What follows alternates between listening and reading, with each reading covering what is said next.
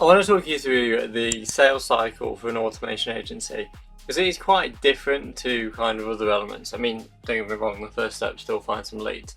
But you want to kind of identify which industries would benefit most from these automations. Don't get me wrong, it's all of them. We've worked with tequila companies through to bin bag liners.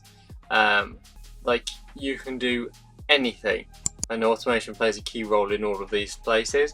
And every single business that's worth its salt is looking at how they can automate these processes, like all of them. Hello, my name is Daniel Spence and I run Automation X, which is an automation agency that builds really cool automations and lead generation.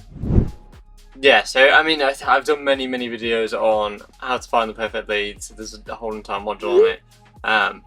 But just overview, you need to get a lead and get them booked in for a call. We tend not to do any of the kind of sales over email. Don't get me wrong, it works every now and then, but we prefer to do it this way.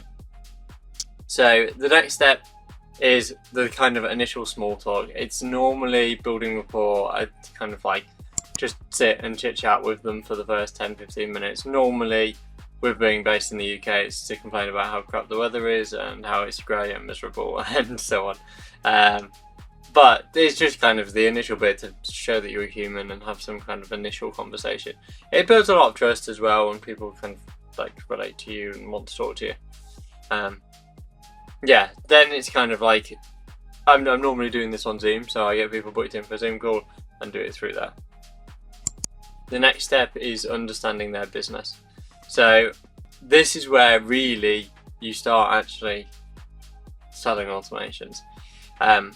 This is possibly my favourite part of this business, because I get to actually sit and quiz people on what it is that they do, what their business does, why they do it in the way that they do it, and really genuinely exciting things like that.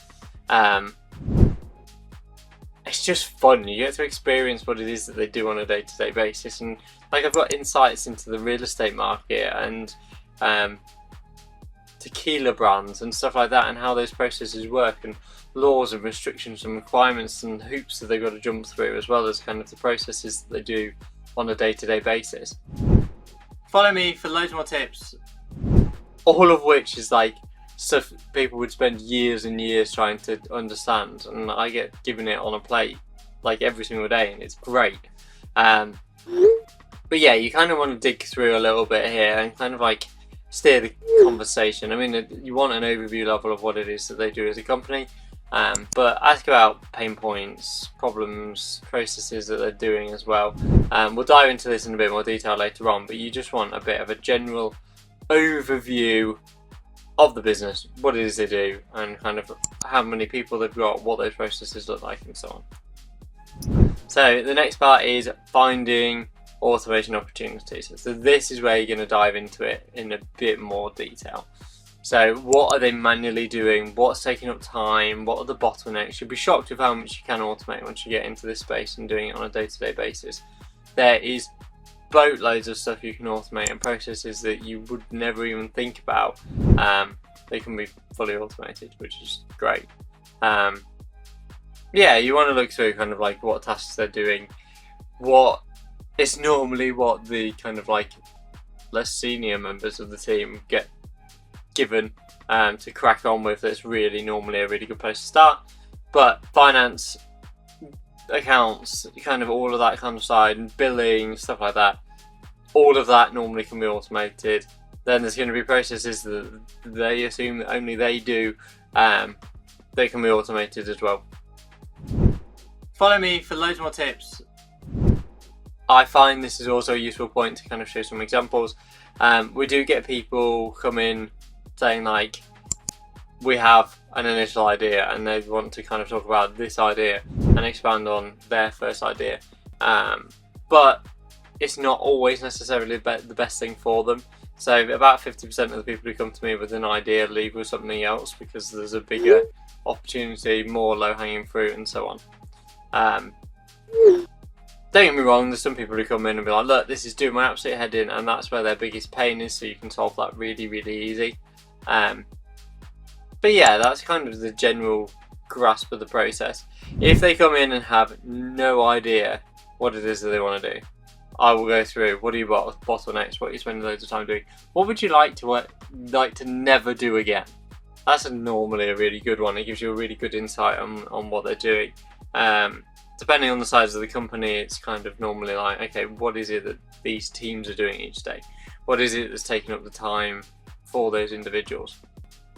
And then you just kind of want to ensure that your automation is actually going to provide some value. If you can sit down and break down an ROI with them, being like, look, this is going to save you 50 hours a month, you're billing out your time at $100 an hour, you're going to get $5,000 back a month for this. Like, it's a bit of a no-brainer then, and it kind of just keeps getting through the process. The next step is to actually select one key automation. I don't normally like to do 73 automations at once just because none of them get done. Pick one, blow their socks off with that one, move on to the next one, move on to the next one, move on to the next one. Unless you're going in with a retainer offer and it's going to be like, look, these are all of the things you could automate. You get X number of hours of our time and we will sit and build all of these. Unless you're going to do that, I would highly recommend just picking one element, one thing that they will find extremely useful. Just doing that, uploading that, cracking on with that. Follow me for loads more tips, and then from there you can kind of talk about costs. I got to the point where I can quote people there and then, but normally kind of like keep the conversation going with this, especially if this is something you're new to. The next part is kind of scoping out the work. So once they've decided this is the one that we want to build, with a bit of help from you, you can then start to actually dive into it. What does that process look like? What tools do they use normally? What kind of is going to integrate together? What doesn't integrate together? Some of this stuff will just be off the top of your head. Some of the stuff you might need to take away and do some research to find out how eBay's API works and stuff like that. But they're going to have a toolbox that they do these tests manually with, unless they're starting from scratch.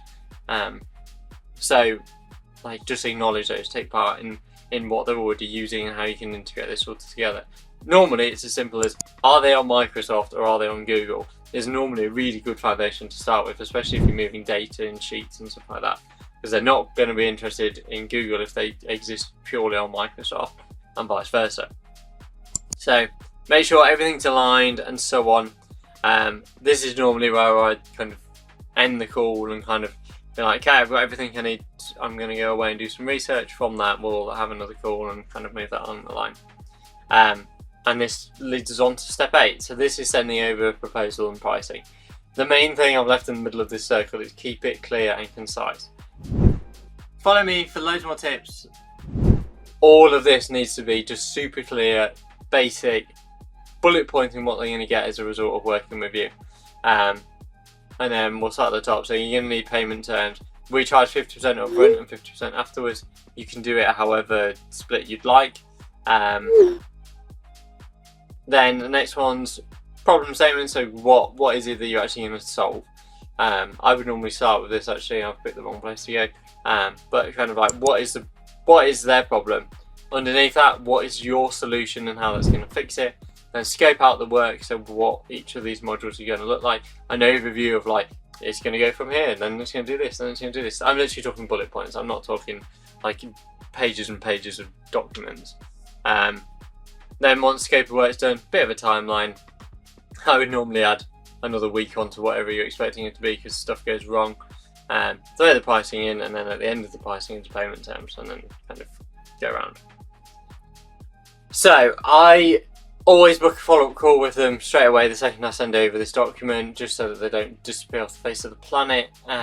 Normally I say, I've got a couple of questions, can we get another call to go over this? This is normally when you get to the objection handling element. If you've done a really good job in the first call, you won't have any of that. They'll just be like, yep, sure, when do you want to start? But if you do get any pricing concerns, show ROI. If they've got any doubts, kind of show them what you've already done. There will be loads of smoke screens in here as well. I'm not going to bore you with this because there is sales videos on my channel anyway.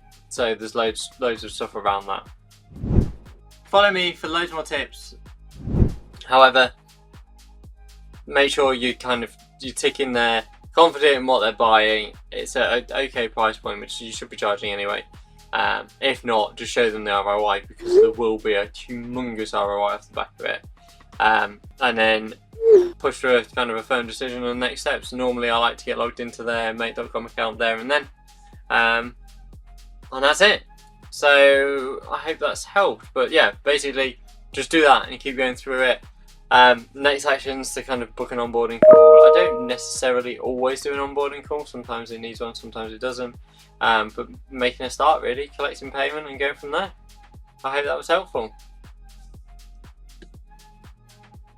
Thank you so much for watching. Make sure you like and subscribe.